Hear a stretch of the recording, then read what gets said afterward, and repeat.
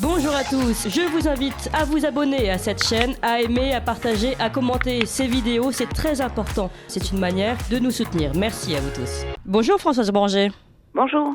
Vous êtes présidente du bassin d'Arcachon Écologie, porte-parole du collectif pour la reviviscence de la forêt usagère. Et vous lancez l'alerte sur cette forêt, une forêt en danger, une forêt de près de 2 millénaires qui, du côté de la Teste de Bouche en Gironde donc, et qui a été touchée d'abord par un incendie l'été dernier.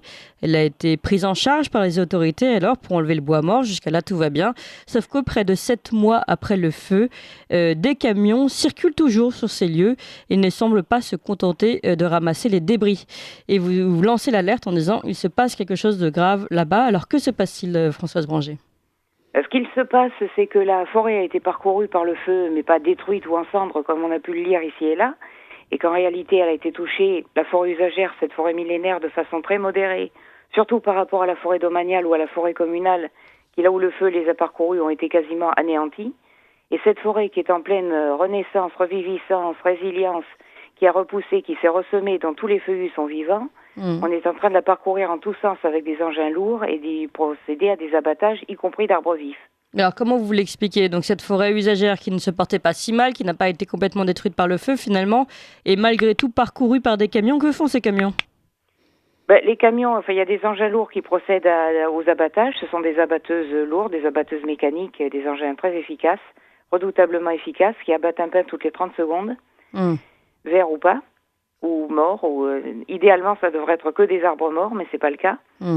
Et les autres engins sont des débardeuses, donc des engins extrêmement lourds aussi, qui, chargés de toutes les grumes de pin, les expédient hors dehors de la forêt, et ensuite elles sont amassées et chargées à nouveau par des camions qui les emportent loin d'ici.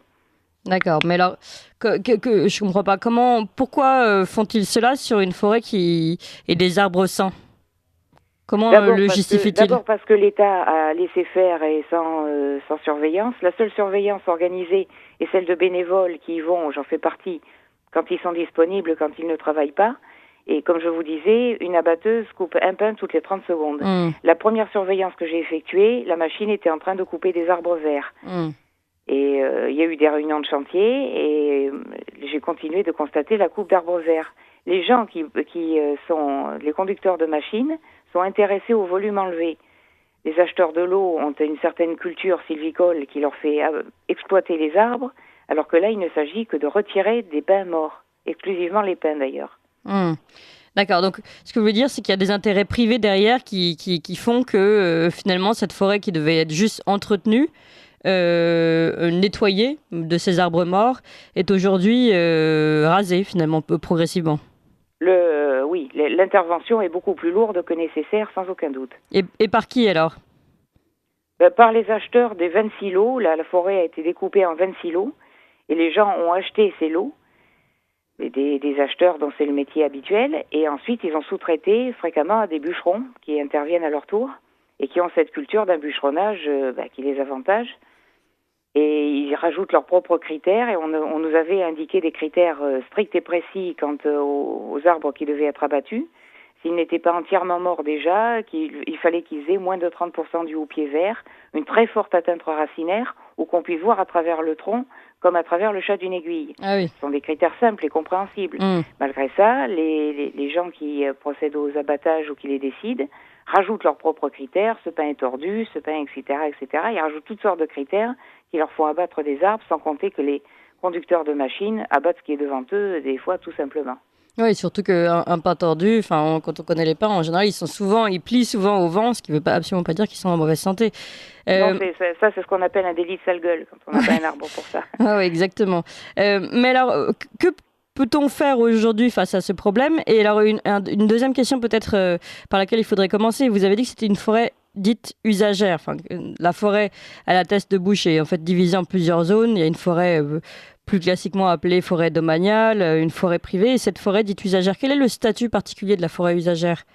C'est une forêt unique en France où le seigneur féodal de l'époque, en 1468, avait donné aux habitants du Cap Tala, c'est-à-dire ce qui correspond aujourd'hui aux communes d'Arcachon, La Teste, Gujan-Mestras et Cap-Ferré, le droit de prélever librement du bois mort dans cette forêt et d'y prélever sur délivrance c'est-à-dire un accord qui leur est donné par 4 syndics qui représentent les usagers et les propriétaires fonciers, du bois pour la construction des maisons, des chais, des cabanes et des bateaux. Et les propriétaires fonciers ne sont pas propriétaires des arbres. C'est la grande spécificité, ce qui fait qu'ils ne peuvent pas y appliquer des coupes rases. Or, en l'occurrence, ce qui est en train de se produire, c'est un type d'exploitation qui bénéficie aux propriétaires et certains sont ravis que la forêt ait brûlé, ça les avantage financièrement.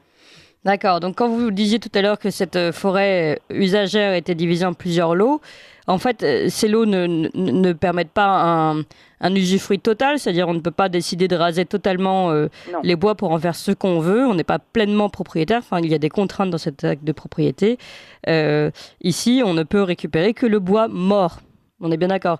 Donc les arbres verts qui sont coupés aujourd'hui, c'est hors la loi. Oui, tout à fait. Et comment vous expliquez qu'aujourd'hui, je ne sais pas, au niveau de la commune, il n'y a pas de réaction, au niveau du département? Et au niveau de l'État. Mais ça fait aussi le jeu de l'État qui entend mettre la main sur cette forêt, qui l'a exprimé clairement, qui entend faire sauter, comme ils disent, les textes qui régissent cette forêt, qui s'appellent les baillettes et transactions, dont la première est de 1468. Mais je ne vous ai pas dit que la dernière, la plus récente, est de 1974. Donc ce n'est pas que du droit féodal, c'est du droit évolutif qui a évolué avec la forêt, avec la population, avec les mœurs des époques. D'accord. Et là, personne ne réagit? Alors on parle d'écologie. Des personnes, oui, c'est ça, mais je veux dire, le gouvernement nous parle d'écologie tous les jours, l'Europe nous parle d'écologie tous les jours, on a des partis politiques qui nous parlent d'écologie tous les jours, et là, on a des forêts d'arbres verts qui sont rasées par des particuliers, et là, aujourd'hui, il y a vous et quelques associations, mais pas beaucoup plus, c'est ça, hein? C'est ça, mais je le redis, ça fait le jeu de l'État, ça fait le jeu de la commune, qui entend aussi être la plus grande propriétaire dans cette forêt, peut-être la propriétaire exclusive. Une note de la Direction régionale de l'environnement, de l'aménagement et du logement a révélé les plans de l'État d'accaparement de cette forêt. L'État, probablement, n'aime pas cette exception. C'est un privilège, en quelque sorte, donné à une population de plusieurs dizaines de milliers d'habitants qui peuvent aller prélever ce bois librement. C'est un avantage qui nous est donné et on n'est pas dans les clous, on n'est pas dans la norme avec ça. D'accord, donc vous pensez que finalement derrière, il y a un intérêt caché de l'État de vouloir récupérer ensuite ces lots, c'est ça? Oui, c'est pas maintenant ça n'est plus caché puisqu'on le sait d'après une note, comme je vous disais, de la DREAL, la Direction de l'aménagement, du logement et de l'environnement, qui cette note, nous dit-on, dans sa version 4, serait du mois d'août. Alors que le feu a commencé en juillet 2022, la note serait du mois d'août. Si on était à la note numéro 4 au mois d'août, de quand datent les notes antérieures? Oui, d'accord. Donc on comprend le vrai problème et le conflit d'intérêts en plus dont fait partie l'État. Vous disiez quand même que vous mobilisiez. Est-ce que vous sentez tout de même que vous êtes entendu dans votre appel à la mobilisation sur ce sujet? On est entendu par la population qui est scandalisée de ce qui se fait. Les gens, même si on n'a pas le droit d'aller en forêt, c'est une autre spécificité rigolote qu'on a en Gironde en ce moment, c'est que dans tous les massifs qui ont été touchés par le feu sur d'autres communes ailleurs en Gironde, on a le droit de retourner dans les forêts. C'est la seule forêt ici où c'est interdit. Oui. Mais peut-être parce qu'il y a ces machines... Les gens voient évacuer les grumes de bois, les troncs. Ils voient que les troncs dégoulinent de résine, donc ils étaient verts et vivants. Et certains troncs, pas tous, certains sont secs, effectivement.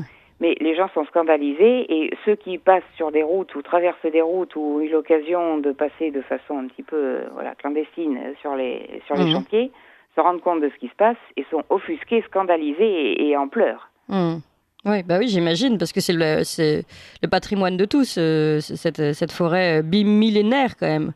Cette forêt, non seulement c'est le patrimoine de tous, mais c'est notre mère à tous.